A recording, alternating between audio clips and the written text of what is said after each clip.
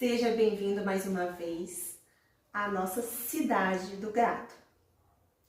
Hoje nós vamos iniciar pelo distrito de estação de tratamento de água e esgoto, que seria o nosso sistema renal.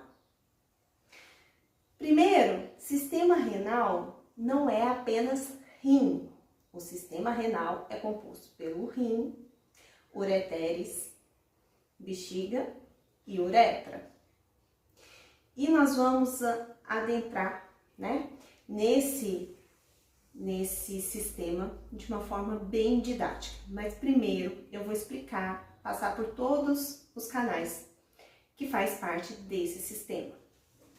Então o rim, quando nós pegamos, infelizmente no livro de anatomia não tem especificamente a imagem do rim aberta, mas nós temos o sistema renal, aqui mostrando a anatomia onde fica o rim do gato.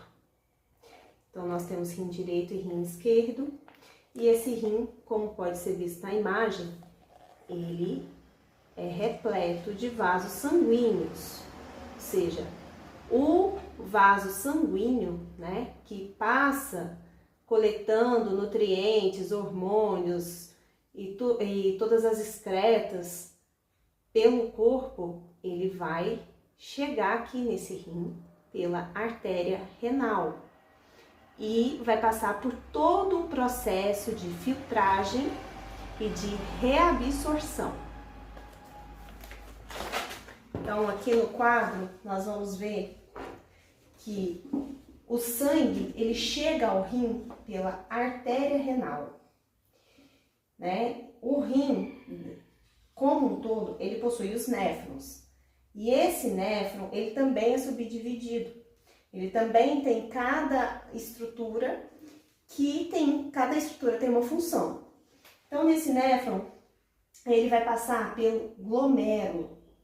O glomérulo, ele é tipo um novelo de lã, só que é um novelo de capilares, de vasos sanguíneos, que vai sofrer muita pressão e vai eliminar, esse filtrado glomerular na cápsula de Bowman, Ela vai receber, que vai levar para o túbulo contorcido proximal. Nesse túbulo, ele vai reabsorver água, glicose, aminoácidos, sais minerais, que faz parte, que é bom para o organismo, e vai eliminar outras substâncias que vão para a alça de Henle. Lá ela também vai fazer uma seleção do que fica e do que sai, fazendo um controle osmótico, Lá ela reabsorve mais água, ela elimina algumas substâncias e leva esse sangue para esse filtrado, para o túbulo contorcido distal, que vai reabsorver sódio e vai fazer a excreção de íons. E do túbulo contorcido distal, vai ser levado, aqui já formada a urina, para o ducto coletor, que vai levar, então, esse filtrado que já é a urina, para a pelve renal, da pelve para o ureter, do ureter para a bexiga e da bexiga, que é onde vai ficar armazenada a urina, para uretra, onde será eliminada. Então, a bexiga, ela é um tecido muscular elástico que, à medida que vai recebendo a urina, ela vai expandindo, até chegar um momento em que o esfíncter, que é tipo um portãozinho que fica ali na saída de comunicação com a uretra, que vai falar se esse portão abre ou se esse portão não abre. Então, quando você tá apertado, você consegue segurar, você fica falando assim, segura aí, fecha esse portão, não deixa ele abrir. Até um momento em que você não aguenta mais, fala assim, não, agora pode abrir o portão. Agora eu vou mostrar para vocês de forma bem demonstrativa como é que isso funciona. Então agora nós vamos entender melhor como é que funciona o rim. Primeiro, eu peguei essa esponja para demonstrar o rim. O rim não é que necessariamente ele é igual a uma esponja, mas ele ele filtra, ele reabsorve e ele tem uma capacidade de filtração. Então, até fiz uma marcação aqui, e essa esponja ela é interessante porque ela consegue demonstrar muito bem a questão de córtex e medula, né? Córtex, onde fica a cápsula de Bowman, os túbulos contorcidos proximal e distal. E aqui a medula, onde vem a alça de Henle e o túbulo e o ducto coletor, né? O gato, ele tem em torno de 100 a 125 mil néfrons em cada rim. Gente, hoje os galos, tá. Em cada rim. Então, ele tem um total, né, juntando os dois rins, de 200 a 250 mil néfrons. Então, cada néfron, ele é composto por glomérulo, cápsula de Bowman, né, que é a cápsula de Bowman, ela envolve o glomérulo, os túbulos, a alça de Henle, e o ducto coletor. Cada estrutura de cada néfron é composto por isso. Então, aqui tem vários néfrons. A gente pode observar o seguinte: quando a gente joga uma quantidade de água, essa quantidade de água é absorvida pela esponja. Se eu cortar, né, essa esponja e jogar a mesma quantidade de água, concorda comigo que a quantidade de água que ela vai conseguir absorver é diferente? Vamos pensar o seguinte: aqui tem 100 mil néfrons. Vamos supor que aqui tem 100 mil néfrons. Eu venho e corto um pedaço dessa esponja. Agora, ela tem 80 mil néfrons. Então, 20 mil néfrons foram embora. Pensando na cidade. Cada néfron é um trabalhador. Gente, hoje tá tão difícil gravar vídeo, mas vamos seguir. Cada néfron é um trabalhador. Cada trabalhador executa uma função. Esses 20 mil trabalhadores foram embora. Ficaram 80 mil trabalhadores.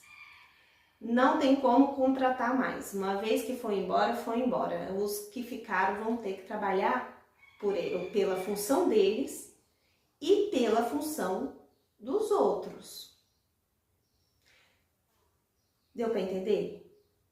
Deu para entender que os que ficam aqui ficam sobrecarregados e que em algum momento outros vão pedir demissão e vão sair porque não aguentam a pressão, então vão embora, e à medida que vai embora, os que ficam mais sobrecarregados? Guarda isso, porque é exatamente isso que a gente vai ajudar a gente a entender a doença renal crônica. Perda de néfrons. Uma vez que morre um néfron, não se recupera mais. E os que ficam sobrecarregados. Até aí, beleza? Então, a gente entendeu que o rim é composto por vários néfrons. Se o néfron morre, os outros ficam sobrecarregados. E isso faz com que outros néfrons comecem a morrer, sobrecarregando ainda mais os outros. Então, beleza. Aqui a gente entendeu. Outra coisa que a gente precisa entender. Aqui nós temos a nossa cápsula de Bowman e dentro dela a gente tem o glomérulo, que é esse enovelamento aqui, que é aqui representado pelo barbante, mas na verdade ele seria um enovelado de vasos sanguíneos. Faz de conta que ele tá aqui dentro.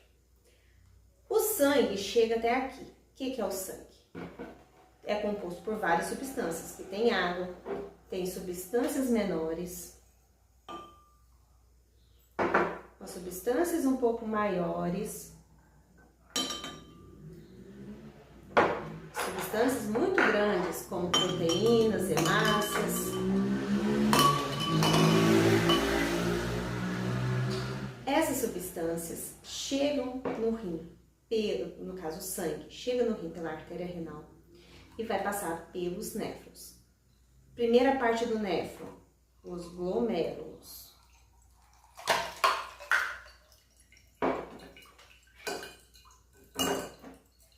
Glomérulos. Aqui, ele sofre uma grande pressão nos vasos sanguíneos.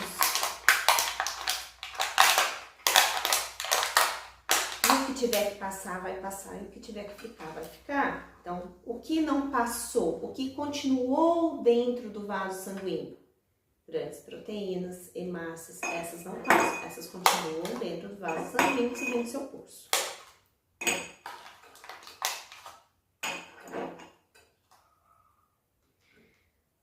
O que passou, mas ainda faz sentido para o organismo, que é importante para o organismo, elas serão reabsorvidas. E aí acontece reabsorção em várias partes do néfron, né? No túbulo contorcido proximal, na alça de Henle, no distal, mas cada região reabsorve alguma substância. Então, essas aqui foram reabsorvidas. Algumas substâncias que permaneceram no vaso sanguíneo, mas ainda não são importantes para o organismo, na verdade podem ser até deletérias para o organismo, elas vão sofrer uma secreção tubular. Ou seja, apesar de ter passado pelo glomérulo e não ter sido eliminado no glomérulo, quando chegar no túbulo contorcido, ela vai sofrer uma secreção tubular. O vaso sanguíneo que está passando por lá vai secretar de novo no túbulo, entendeu? Secreção tubular. Vai ser eliminada por ali. O que passou por glomérulo, túbulo contorcido proximal, alça de Henle, túbulo contorcido distal, vai formar a urina. Lembrando que, apesar de eu ter colocado a água, o que sai aqui não é só água, porque muita da água também é absorvida. Muita água também vai para o vaso sanguíneo. Beleza. Essa água, essa urina depois vai seguir para ducto coletor e para o ureter. O que é o ureter? É o tubo que liga o rim à bexiga. Ureter é o tubo que liga o rim à bexiga, ou seja, a urina formada no rim vai para a bexiga através do ureter. A bexiga, ela é um tecido muscular elástico. Então, a bexiga vazia, ela é assim. À medida que ela vai enchendo de água, ela vai expandindo. Aqui não tem como eu despejar toda a água e a bexiga expandir, por quê? Porque não tem pressão suficiente para encher. Mas se você colocar esse balão debaixo de uma torneira e ligar a torneira, ele vai enchendo. E ele tem uma capacidade para reter. Vai chegar um momento, se você continuar enchendo e não tiver um escape, esse balão, no caso a bexiga, explode, certo? Então, o balão ele vai enchendo, até chegar um momento em que ele enche numa capacidade que não consegue mais reter urina. Então, abre o portãozinho. O portãozinho é o quê? É um tubinho que tem aqui, é um esfíncter que tem entre a bexiga e a uretra. O esfíncter, a gente pede, é o portão. Então, abre o portão. esse líquido sai e é eliminado do organismo de uma vez por todas. E isso é um conceito muito importante para a gente gravar, porque existe as cistites, existe as obstruções renais, obstruções uretrais, principalmente em gatos machos. Então, o que aconteceria se de repente a bexiga enchesse, o esfíncter abre, mas aqui embaixo existe um tampão que impede que essa água, essa matéria-prima saia. Se não tem saída, vai enchendo até esgotar a capacidade. Grava esse conceito, porque nós vamos usar esse conceito na aula de doenças do trato urinário, as cistites e as obstruções.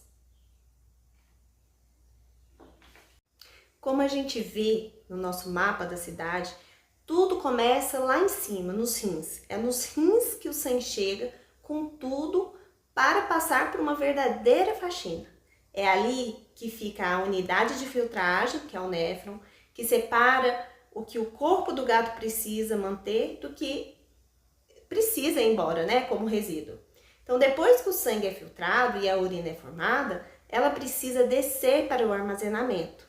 É aí que entram os ureteres. Pense neles como tubulações de alta precisão que transportam a urina continuamente dos rins direto para a central de retenção, a bexiga. Então, a bexiga do gato, ela funciona como um grande reservatório elástico. Ela armazena todo esse volume com segurança, controlando o momento certo da eliminação. E por fim, quando o corpo dá comando, essa urina faz o seu trajeto final e deixa a cidade pela uretra. Parece simples, mas se uma dessas tubulações ou órgãos, falha, seja por um cálculo, uma inflamação ou estresse, o sistema inteiro entra em colapso. É por isso que cuidar da saúde urinária do gato é salvar a cidade inteira.